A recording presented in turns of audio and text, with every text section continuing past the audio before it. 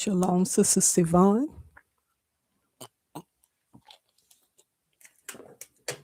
How you doing this afternoon?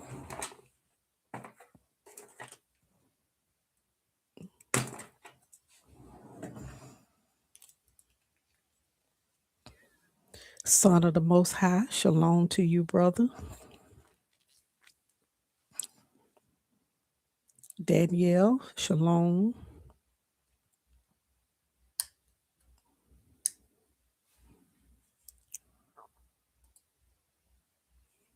Sister Patricia, good afternoon to you as well. Try to give the other brothers and sisters a chance to chime in. Boy, it was chilly this morning. And the day before yesterday, it was colder today to me than it was yesterday. It was supposed to be in the 30s and it was in the 40s today, but whew, that wind was brutal today. Shalom, Brother Iron. Oh, it was cool today.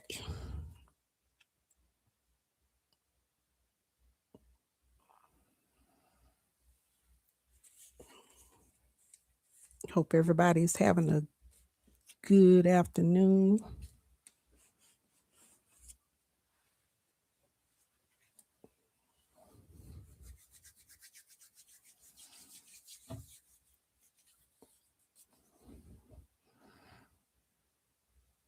Shalom, Walker Career.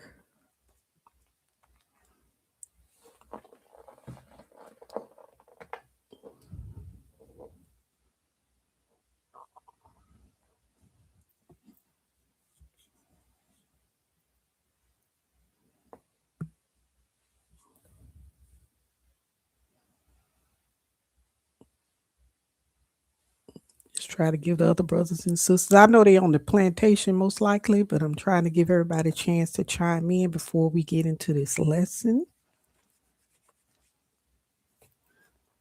Man, oh man. Tell your family it's good to be here. I love seeing you all. And 23 in Delaware. Brother James Jr., shalom to you, family. Yeah, that 23 and 10 and negative this. Oh my goodness. That's just too much. I'm like, I was freezing. And it was just in the 40s here. But as I was saying, it's always good to um see you all family, Brother Tommy and Shonda Allen, shalom. It's just good to be here, just to fellowship with you all and just to share what I've learned and what I see in this book, just to pass on the knowledge.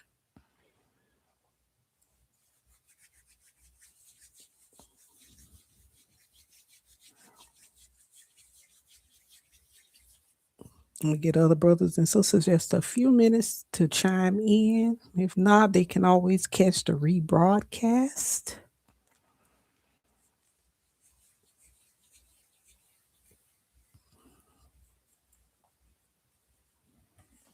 Shalom, Anaya. Family, that's why like even on my phone, it saves everybody's like name on the clipboard. That's why I can always say, you know, have everybody name on there. That's why I'm so quick to like respond, like especially like on the Sabbath day, I can respond fast because I try to keep everybody's name memorized in my phone.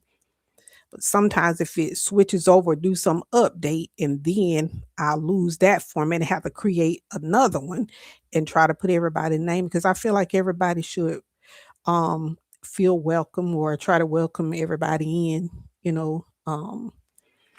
because now we don't even speak to each other anymore. And I'm talking about when we are face to face. And so that's why I always try to greet everyone when I do see you on the chat or, on the Sabbath day or during or one of the horror lessons or Brother Reggie Jr. lessons. Shalom, Sister Zahara. So I always try to greet everyone, that I do see because we still need to do that. with each other.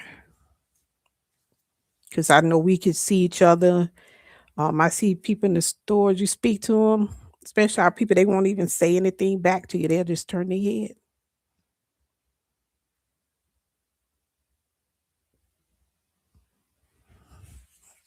Sister Hannah, shalom to you. But we got to put that love back in Israel. Because that's the key ingredient. That's what's missing.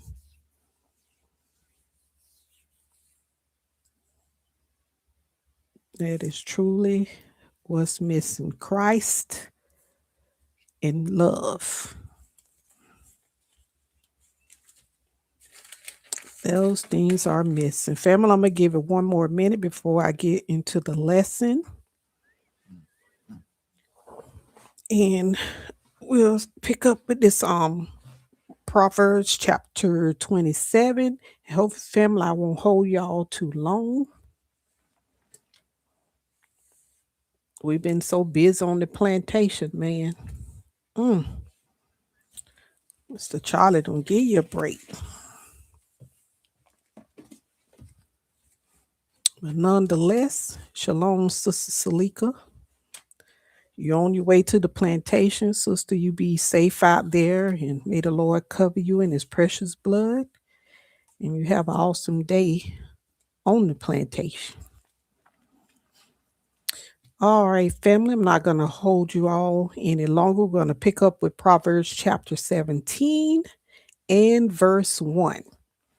And it says, better is a dry morsel and quietness, and that quietness is simply peace therewith, than a house full of sacrifices with strife. And you see that, family. But remember, when we go back to Proverbs chapter 10 and 12, it tells us that hatred stirreth up strife, but love, what it covers sins. And so we see wherever that strife is, there's some hatred. Shalom, Elam. And why is there strife in Israel, family? And you know why there's strife? Because the opposite of hate is love. And so if there's strife there, that tells me that there's no love. We don't love each other. You know, we hate, we Israel, we hate each other, but we always go to do what? Sacrifice in the so-called what? House of God. We go to what? Churches, and we go to camps, and we do all that outward work, but we are filled with hate on the inside. There's no quietness, there's no peace among Israel. That's why we're always beefing with each other. Even on your job, family, you know, you'll have people that'll come to you and ask you to, hey, you want to go to lunch with me? You want to go to break with me? And then you know why they want to do that? So they can gossip. No, I eat lunch alone and I go to break alone. I'd rather eat my dry morsel with quietness, with peace, than to have all go somewhere out to lunch with you and your crew. And it's full of folly, full of hatred. You ain't even got in your car good and they already talking about you. I don't have time for that foolishness. And it's the same way at churches. You go to churches and camps. Soon as you seen what she had on, you seen, girl, you smelled it. No, sit that foolishness down somewhere. Verse 2 says, a wise servant shall have rule over a son that causeth shame, and shall have part of the inheritance among the brethren. Let's go to Daniel's chapter 3.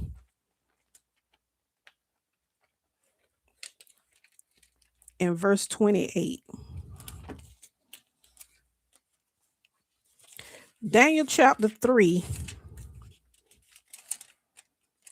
and verse 28. And it says, the Nebuchadnezzar spake and said, blessed be the God of Shadrach, Meshach, and Abednego, who have sent his angel and delivered his servants that trusted in him, and have changed the king's word, and yielded their bodies that they might not serve nor worship any god except their own God. In verse 30, look what happens, family. It says that then the king promoted Shadrach, Meshach, and Abednego in what? The province of Babylon. And that shows you because why? They were wise servants. This is what gets you promoted, even over the own heathen's own sons, even on over their own daughters, even amongst their own relatives. When you're a wise servant and you fall in the most high, he will promote you. You won't even need a college degree. Trust me, I know because why I've experienced this. Why? Because that wise servant, being a wise servant, that's what gets you promoted. And let's look at Daniel chapter 2 and 47. And it says, the king answered unto Daniel and said, of a truth, it is that your God is a God of gods and a Lord of kings and a revealer of secrets, seeing thou couldst reveal this secret. Then the king made Daniel a great man and gave him many great gifts and made him ruler over the whole province of Babylon and the chief and of the chief governors of all the wise men of Babylon. You see, Daniel wasn't no related to no Nebuchadnezzar, but he was a wise servant, wiser than even Nebuchadnezzar's own kin, his family. And this is how you get promoted when you are a servant of the Most High and when you have his wisdom. In family, when you're on your job, you know what you do? You know what I tell the Most High? Make me better than all my counterparts. Make me wiser than even my own managers, my supervisors. And guess what? He'll do that. Verse 3, it says, the finding pot is for silver and the furnace for gold, but the Lord trieth the hearts. And you see, family, just like the finding pot, and that hot furnace, what is it there for to do? It's there to purify, to get rid of all that residue and muck, to purify that what silver and gold. Well, just like that, the Lord puts us in that hot fiery um pot, that hot finding pot. But what it is, it's he gives you these trials and these tribulations to get you what? Purified, to get you what? Polished up, family, to see if you can take that intense heat so that what? You can be refined. Let's go to First Peter. And I don't know about how many of y'all, but I done been in the fire, in that fiery pot. And matter of fact, I got a song, Lord's willing, that I'm gonna record. Um, hopefully soon, the Lord's will. Um, First Peter 4 and verse 12. It tells us, beloved, think it not strange concerning what? The fiery trial. When the Lord puts you in that melting pot, when he allows things to heat up in your life, when he takes you down in that valley, when he puts you in your own garden of Gethsemane and everybody around you seem like they sleeping. You ain't got a friend to call on. And it says, which is to try you as though some strange thing happened unto you. But rejoice in so much as you are partakers of what? Christ's sufferings, that when his glory shall be revealed, you may be glad also what? With exceeding joy. And see, all this is for your benefit. You got to be what? Cleaned up. Because remember, he's coming for a bride without spot or wrinkle. And when you Just like your clothes, you have to put them in the washer. You have to turn on the hot water, especially if they white clothes. And just like that white garment want, you got to have, you want to pour that wash powder, that bleach. It's got to go through all them cycles to get all the dirt and the stains out. And that's how the Lord does us. He takes us. But it seems like when you're going through these things, it's like, I'm not going to make it, Lord. I'm breaking. I think I'm going to lose my mind. But you're not all that stuff. He's just purging you, He's just getting you cleaned up. Because He got to try that hard to see what's in there. Because, with us, Israel, we good at saying, but when it comes to doing, that's where we fail. Verse 4 says, a wicked doer giveth heed to false lips, and a liar giveth ear to what? A naughty tongue. And you know why the wicked love giving their ears? You know why they do that? Because they love listening to lies. They like that people who they give their ear to what? A naughty tongue, people that are deceitful. They love that because you know why, family? That's what they are drawn to, because that's what's in them.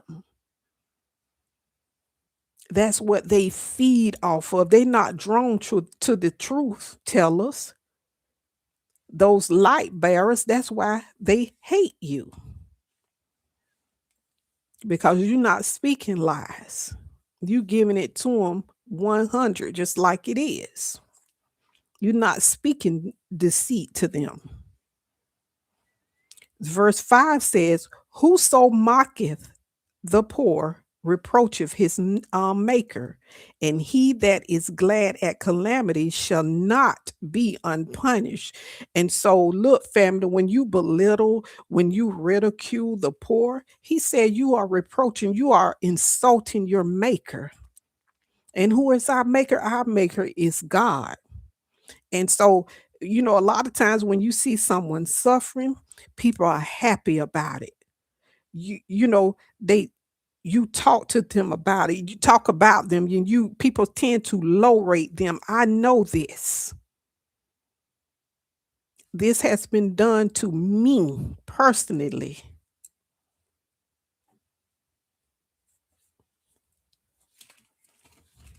Let's go to Job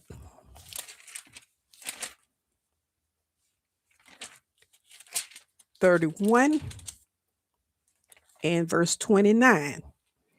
It says, if I rejoice at, this is Job talking now. He said, if I rejoice at the destruction of him that hated me, or lifted up myself when evil found him, he said, neither have I suffered my mouth to sin by wishing a curse to his soul.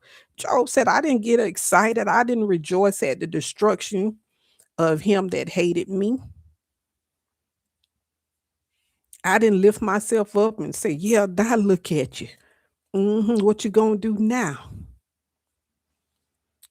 But let's read verse 28. What did he know? He knows that this also were an iniquity, to be what? Punished by the judge. For I should have denied the God that is above. And this is what he just told us here. You insult your maker. You glad at the calamities of your sisters and brothers.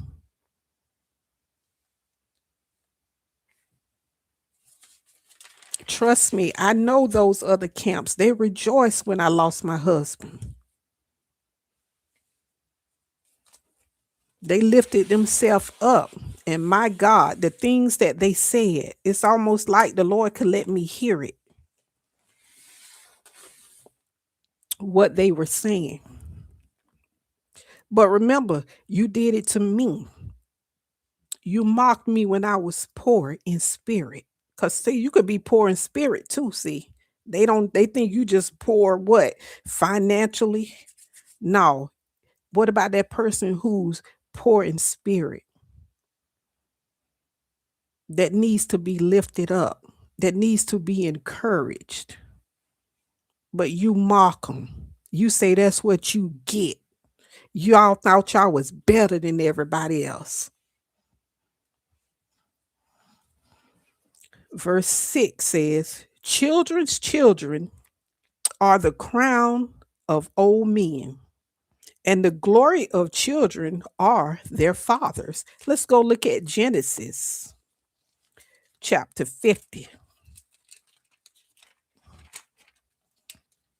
and verse 22. It said, and Joseph dwelt in Egypt, he and his father's house. And Joseph lived 110 years. And Joseph saw Ephraim's children of the third generation, the children also of Machir, the son of Manasseh, were brought up upon Joseph's knees. You see what an honor that is? The children's children, those are your grands and your great grands. And people today, a lot of women that I know, they don't even want to be called grandma. Call me Gigi. Call me Mimi. But it's a blessing to be here, to even see your children's children, your grands and your great grands and your great great grands. It's like the old people today, they don't want to be old. And it's a blessing to be above ground. Boy, I tell you, family. Verse 7 says, excellent speech becometh not a fool, much less do lying lips a prince. And so this telling you what a fool says, when they up there talking and trying to be all intellectual, but their behavior just don't match. That lifestyle don't line up. You giving an excellent speech, but your life tore up. It's like you ain't following your own advice. And he says also, much less do lying lips a prince. And so he's telling ain't nothing like a lying ruler, aka prince, president, governors, mayors, city officials, even preachers just lie to you. Won't tell the people the truth for nothing. You know why? Because they got that pride, won't let them do it. Verse 8 says, a gift is as a precious stone in the eyes of him that hath it. And whithersoever it turneth, it what prospereth.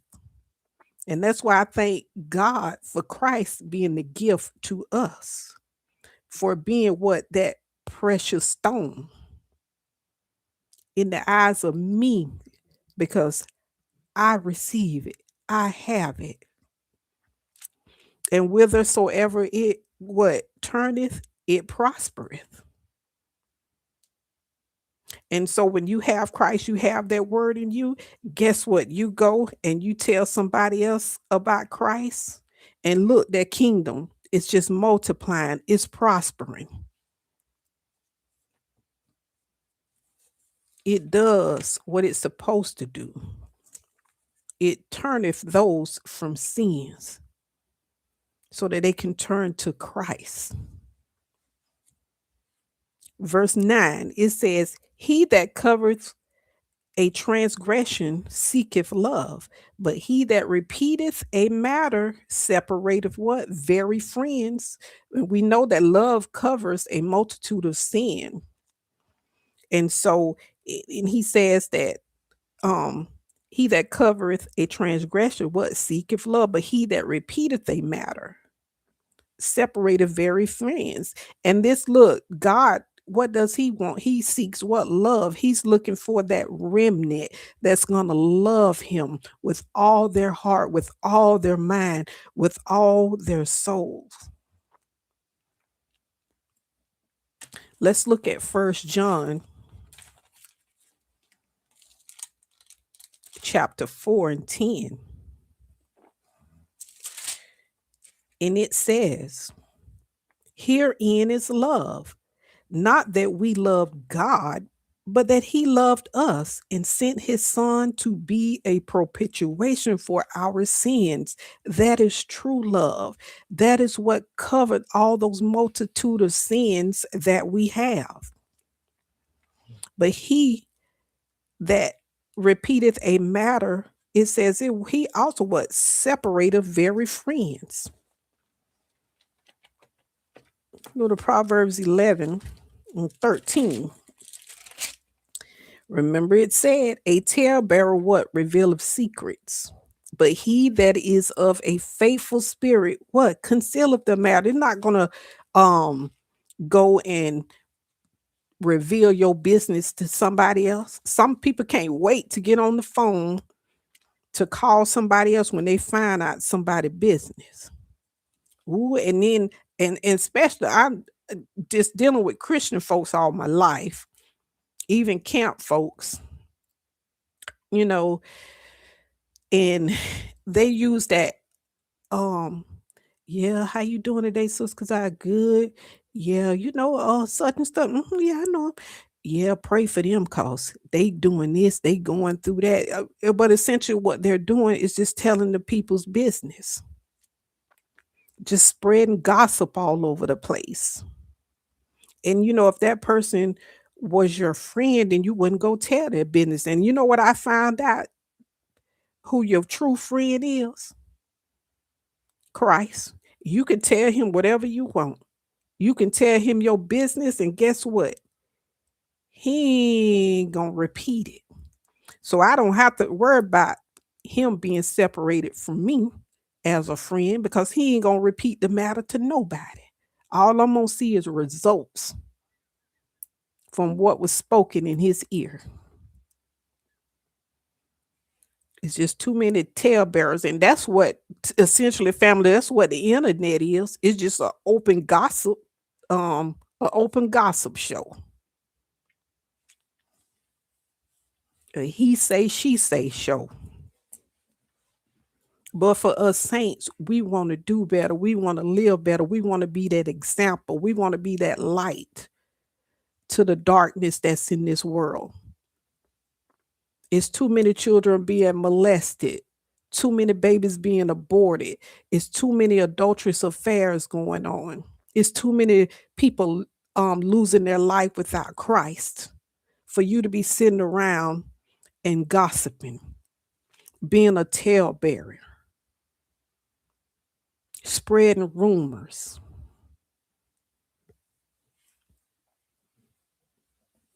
Verse 10 says, a reproof entereth more into a wise man than 100 stripes into a fool. Let's go to First Kings chapter 15 and verse 5.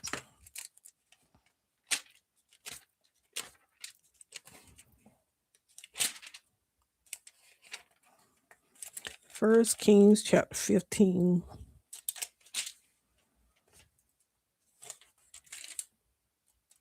and verse 5 says, because David did that which was right in the eyes of the Lord and turned not aside from anything that he commanded him all the days of his life, save only or except only in the matter of Uriah the Hittite.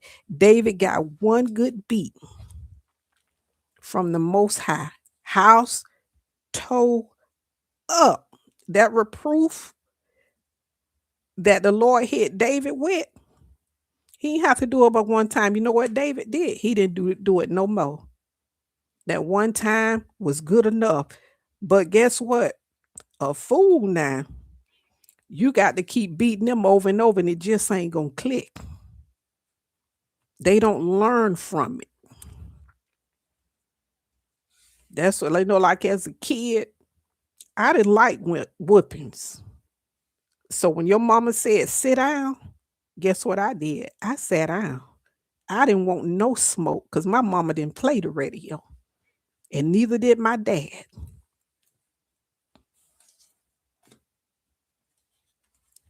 But some of my siblings, they just had to taste the belt. Verse 11, It says, an evil man seeketh only rebellion. Therefore, a cruel messenger shall be sent what against him? Because an evil man seeketh what rebellion only to be what disobedient, to defy, be defiant, to oppose authority. This is what evil men love to do. But it said a cruel messenger shall be sent against him. Let's go to Jeremiah chapter 29, and I'm going to read verse 30. And it said, then came the word of the Lord unto Jeremiah, saying, send to all them of the captivity, saying, thus saith the Lord concerning Shemaiah, the Nehemalite, because that Shemaiah hath prophesied unto you, and I sent him not, and he caused you to trust in a lie. Mm, my goodness. Therefore, thus saith the Lord, behold, I will punish Shemaiah the Nehelamite and what his seed. See that you even get your seed in trouble because of your foolishness. He shall not have a man to dwell among this people, neither shall he behold the good that I will do for my people, saith the Lord, because he have taught rebellion. He taught Israel to be defiant, disobey, to oppose authority. And who was it against? The Lord. But guess what? There came that messenger with that cruel message. The Lord said, I got you.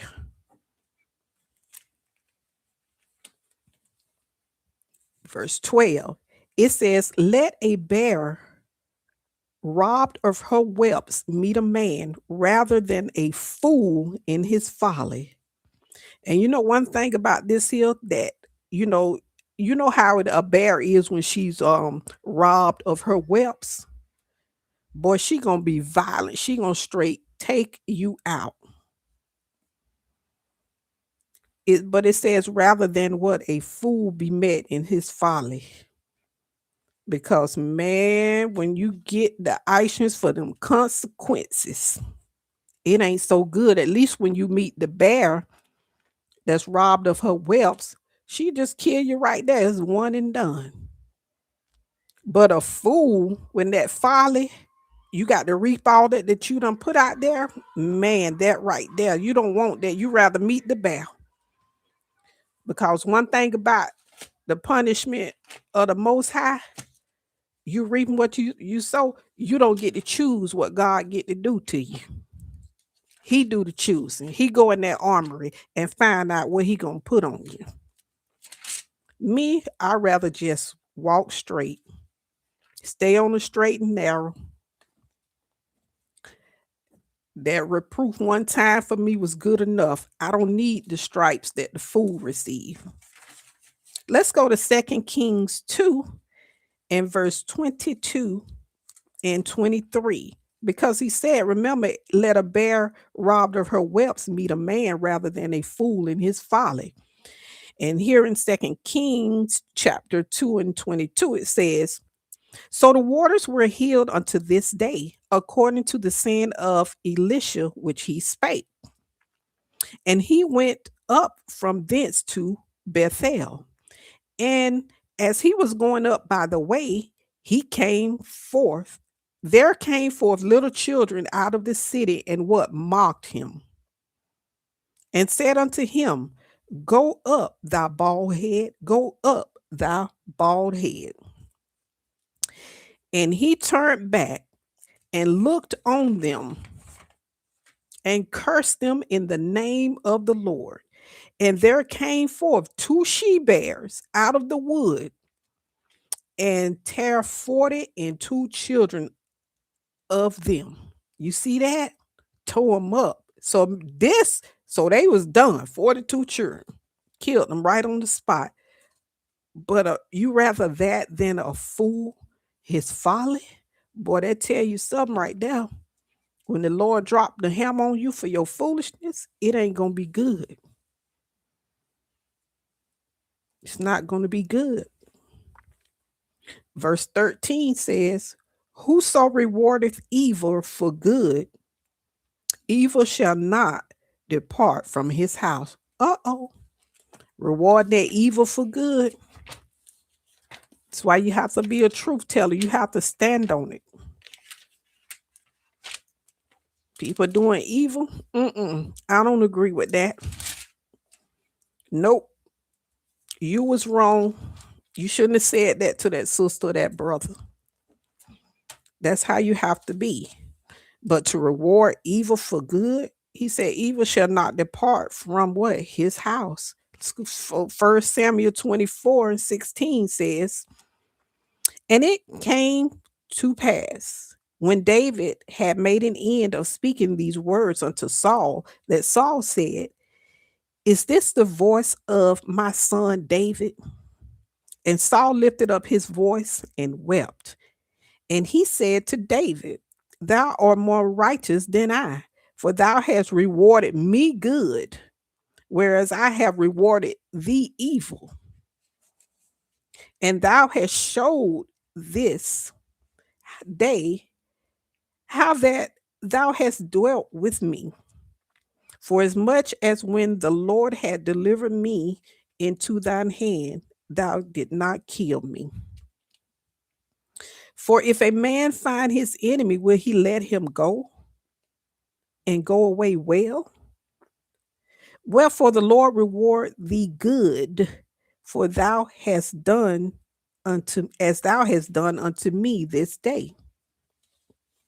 And see, but Saul, he rewarded David evil for good. And verse 20 says, and now, behold, I know well that thou shalt surely be king, and that the kingdom of Israel shall be established in thine hand. Swear now therefore unto me by the Lord that thou wilt not cut off my seed after me, because he understood this, what? That the evil shall not depart from his house, for rewarding David evil for the good that David was doing. And that thou would not destroy my name out of my father's house. And David sware unto Saul, and Saul went home. But David and his men got up them and went unto the hole. But Saul just couldn't stop. He couldn't stop hunting David. Back to verse 14 of Proverbs 17, it says, the beginning of strife is as when one letteth out water. Therefore, leave off contention before it meddleth with you. So, in other words, stop starting trouble, because once it pop off, family, it's over. You know how it is once a dam break and that water come rushing out, it tears up everything, and what? It's out of control. And us as saints, we supposed to be peacemakers. We supposed to be disciplined and have a what? Self-control. Not starting strife. And you know already, family, how Israelites is when they get mad. When they let that water out, it's just gonna pour. That once that dam break, everything out of control. Fighting, shooting, stabbing. All because of strife, hate. And that's what we see in the Israelite community. There's no love there. That's what he's telling you. Verse 15 says, he that justifieth the wicked and he that condemneth the just, even they both are an abomination to the Lord. So let's go to Deuteronomy chapter 25.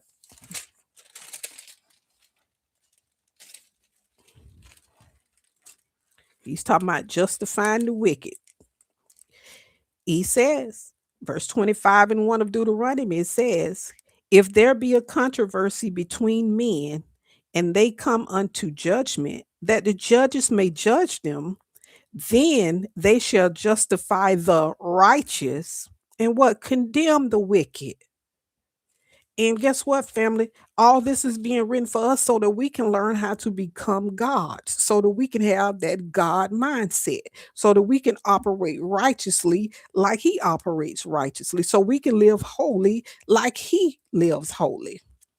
Because this is what God does, this is how He operates. Psalms 82 and verse 2.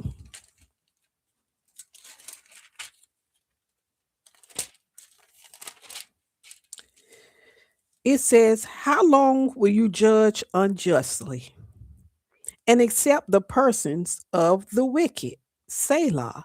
Defend the poor and fatherless. Do justice to the afflicted and needy.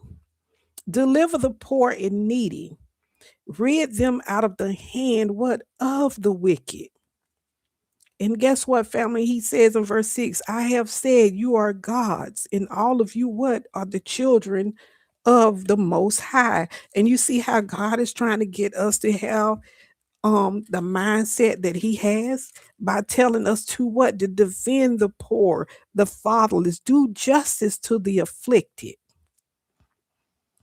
deliver them out of the hand what of the wicked. This is the mindset we got to what operate in. This is the mind of God.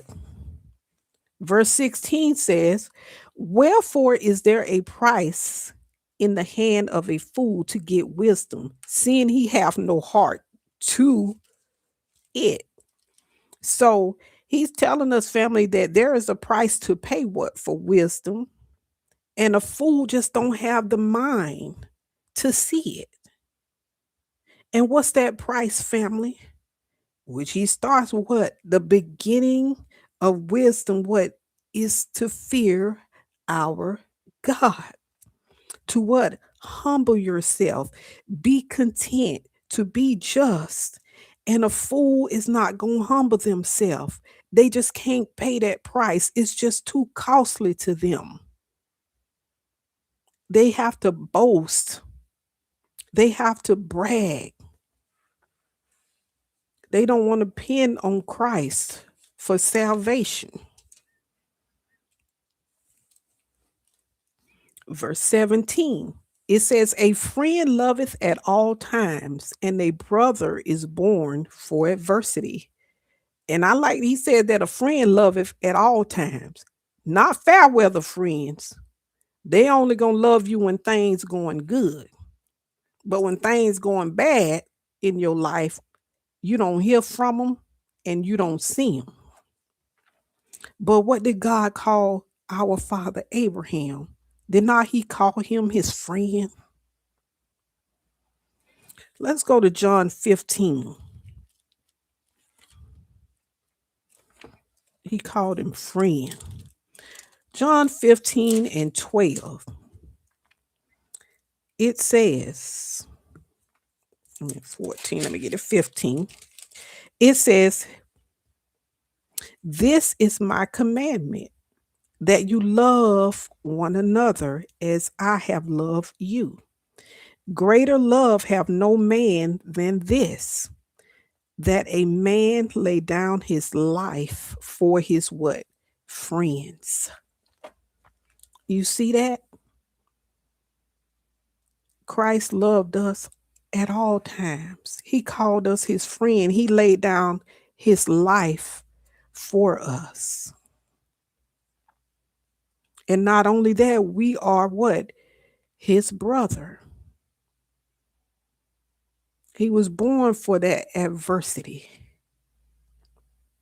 to withstand against that was written against us.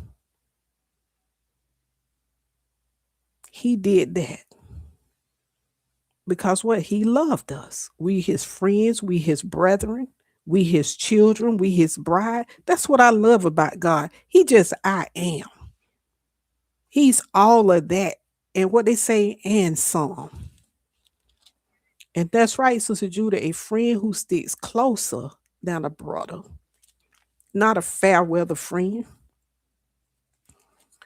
Verse 18, it says, a man void of understanding striketh hands and becometh surety in the presence of his friends. And remember, we talked about this before, guaranteeing debt for someone else. You co-signing for them. Mm-mm. When you are a person of understanding, you know you don't do that. You can't guarantee nothing. For us, it be the Lord will. I have to tell my friend, hey, you got to go consult with the Most High. That debt you got is too much. Both of us will be in the poorhouse. We got to use wisdom. But a lot of times people like to show out in front of other people and want to make people think that they got it. Mm-mm. Nope, we don't do that. Verse 19 says, he loveth transgression that what loveth strife. He's still dealing with his strife, family. And he that exalteth his gate seeketh what? Destruction. You love strife, fighting, arguing, and debating. You know why? Because you just love sinning. That's what he said. He that loveth transgression, loveth strife. And some people can't even function, family, unless they got some type of mess started. And that one that he said exalt his gate seeks destruction. And why is that? He's talking about that pride. That pride becometh before what? The fall. All because you refuse to what? Humble yourself. And when and all of us should know that we need to humble ourselves, because we should know first of all that God don't need none of us. God don't need angels, principalities. He don't need me. He don't need you. He God all by himself. He can do what he want to do, when he want to do it, how he want to do it, where he want to do it. I have no reason to exalt myself. I have no reason to be humble. But you know where that comes from, family? Because you ain't been put in that smelter. You ain't been put in that hot pot. You ain't been taken down to that valley where it's just you and God. When you get there, you'll humble yourself. I can guarantee you, you will. Verse 20 says, he that hath a forward or a crooked heart, a crooked mind, findeth no good. And he that hath a perverse tongue or a lying tongue, what? Falleth into mischief. Let's go to John 12 and verse 3.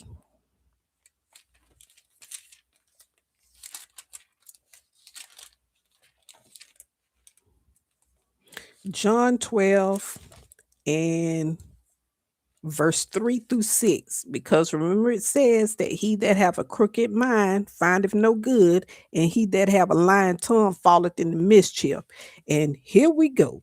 John 12 and 3, and it says, then took Mary a pound of ointment of spikenard, very costly, and anointed the feet of Jesus, and wiped his feet with what? Her hair. And the house was filled with the odor of the ointment. Then said one of his disciples, Judas, the traitor Iscariot, Simon's son, which should what? Betray him. Why was not this ointment sold for 300 pence and given to the poor? Now remember, he got a crooked mind, just like verse 20 said, and a lying tongue. And how do we know? Verse 6 tells us, this he said, not that he cared for the poor, but because he was a thief and had the bag and bare that was put therein. And we know how Judas' life ended, didn't we? In mischief. Didn't even get the 30 pieces of silver and get to spend them on yourself. So you did all that for naught. Verse 21. He that begetteth a fool doeth it to his sorrow, and the father of a fool have no joy. This is what Cain was to what? Adam. He begot a fool, and it was what? His sorrow. Absalom was that to David. Look at Esau. Hophni and Phinehas was that to what? Eli. They had no, you can't rejoice when you done bore a fool, you done birth a fool.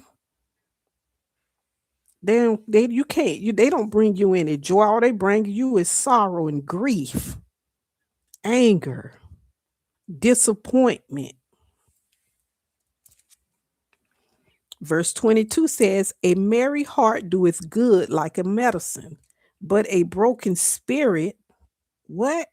Drieth the bones. And so it's telling you a merry heart, a mind that's joyful, that's happy. I love when the old folks used to sing the song, when I woke up this morning, I had my mind what? Stayed on Jesus.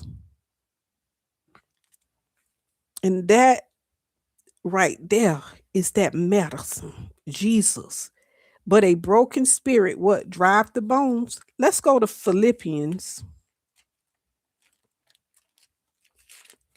chapter 4 and verse 8. And let's see how we're going to keep this heart merry, keep it joyful, keep it from going down to despair. And when you know something drives that bones, because you know that grief, that sorrow, that sadness that's in your mind that tries to overtake you and take you to depression, that junk will make you sick. I'm talking about physically sick. So, how do we prevent that? Let's go to Philippians chapter 4 and verse 8.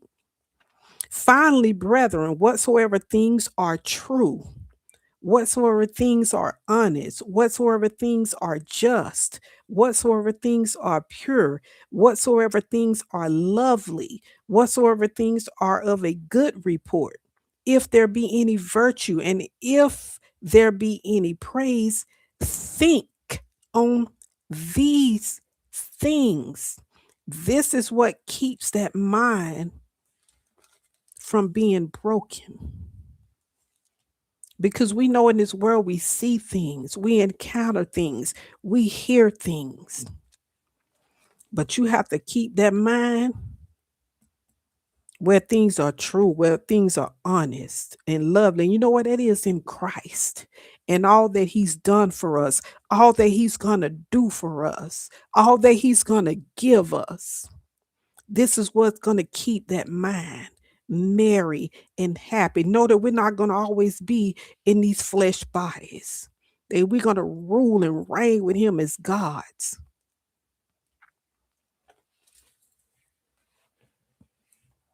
Verse 23 says, a wicked man taketh a gift out of the bosom to pervert what? The ways of judgment.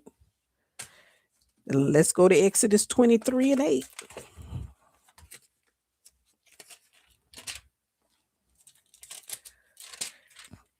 Exodus 23 and 8 says, am I in 23?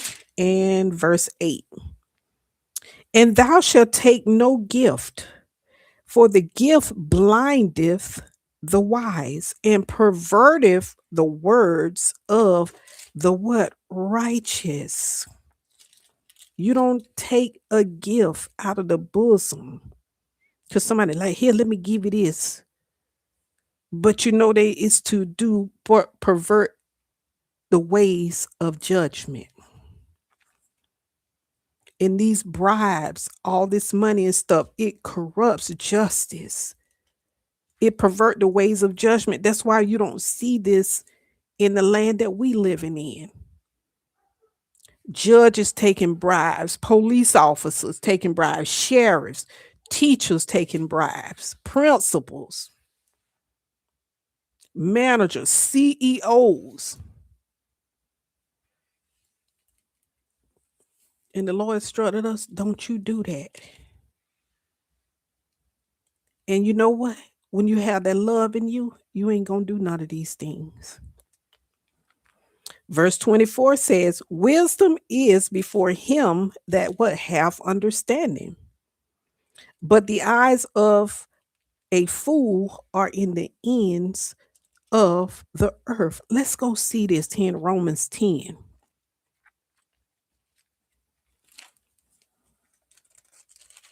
Because wisdom is before him that have what understanding. Romans 10:6-7. It says, but the eyes of a fool are what in the ends of the earth. Verse 6 of Romans 10, it says, but the righteousness which is of faith speaketh on this wise. Say not in thine heart, who shall ascend into heaven? That is to bring Christ down from above. Or who shall descend into the deep? That is to bring up Christ again. What? From the dead. Now let's go down to verse 4. Up one, I'm sorry. It says, for Christ is the end of the law for righteousness to everyone what that believe. But the eyes of the fool are what in the ends of the earth. You know what he's telling you? They just can't see this. They can't see Christ. They always question it. They just simply cannot believe Christ. They can't see Christ. But we will pray that they do. That's why their eyes, he calls you a fool art to what the ends of the earth. You seeking and still looking. The answer's right here written. And you still searching and looking, and the answer is Christ. He told you faith and love. Verse 25 says, a foolish son is a grief to what? His father, and bitterness to her that bear him. And that's what we just read in verse 21, family. He that begetteth a fool, it is what? Sorrow.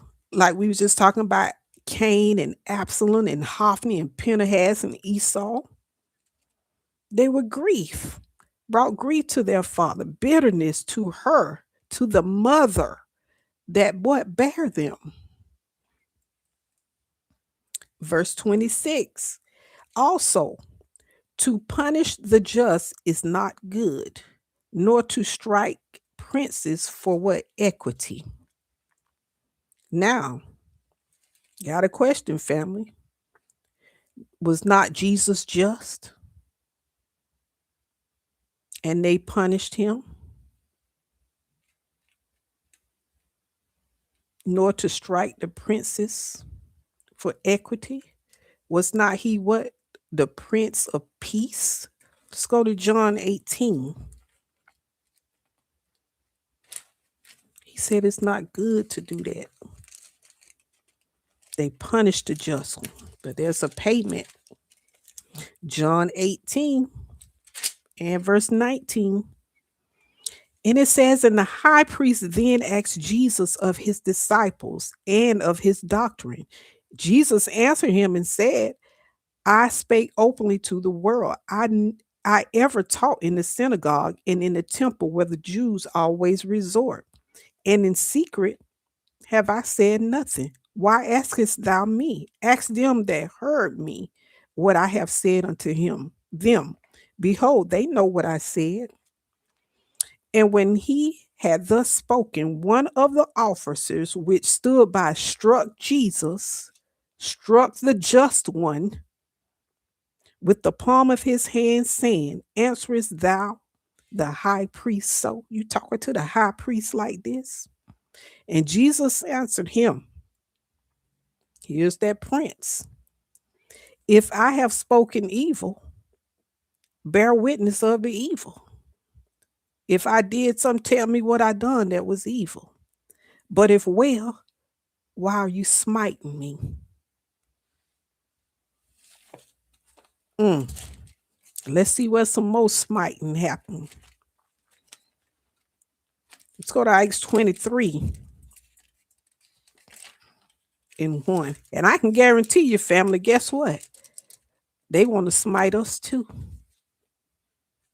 They want to slap us real good up and down. They don't like what you talking and what you teaching. They just scared of Mr. Belvedere. They don't want to face them assault charges. That's why they don't do it today. But the time is coming when all that's going to come back. Acts 23 and 1 says, and Paul, earnestly beholding the council, said, men and brethren, I have lived in all good conscience before God until this day. And the high priest Ananias commanded them that stood by him to smite him on the mouth. Then said Paul unto him, God shall smite thee. And see, this is why it is not good to punish the just, because you gonna get it from God. He says, thou whited wall, for thou sittest thou to judge me after the law, and commandest me to be smitten contrary to the law. That's why they smiting you, Paul, because you wasn't teaching the law, you was teaching Christ. And guess what, family? Us believing in Christ, we better get them cheeks good and tender, good and in shape, because we going to be slapped, pushed around, throw stones at, stumped, all because you have faith in Christ and you love, and they don't like it. Verse 27 and 28, family, and then we'll be done. It says, he that hath knowledge spareth his words, and a man of understanding is of an excellent spirit.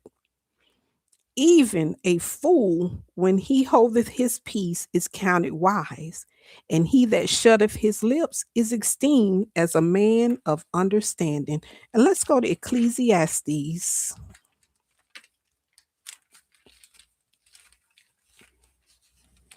chapter 3 and verse 7. And what does it tells us? It's a time to rend and a time to sow, a time to keep silence, and what? A time to speak. And that is wisdom, family. You don't always have to spew out everything that you know. When you are a person of understanding, it says you have what? An excellent spirit. Why? Because you operating like Christ. Sometimes Christ didn't even say nothing. He answered them not a word. And but it tells you even a fool, when he hold his peace, is counted wise. And we know we wiser than the fools. And he that shutteth his lip is esteemed a man of understanding. You don't always have to be talking. You don't always have to dispense out what you know. You know what the best talking is, family? Your actions, what you do. When that light shining and you let them see your good works, you let that do the talking for you. Because when people want you to talk, you know why? Because they want to figure out what makes you tick. How do you think? Where do you go? What do you do? What have you done before that I don't know about? All you gonna see me do is be quiet and continue to walk in faith and in love. And that is all that I have, family, with Proverbs chapter 8. I hope that you all got some understanding in Jesus' precious name. And as always, family, long live the King of Israel, Jesus the Christ.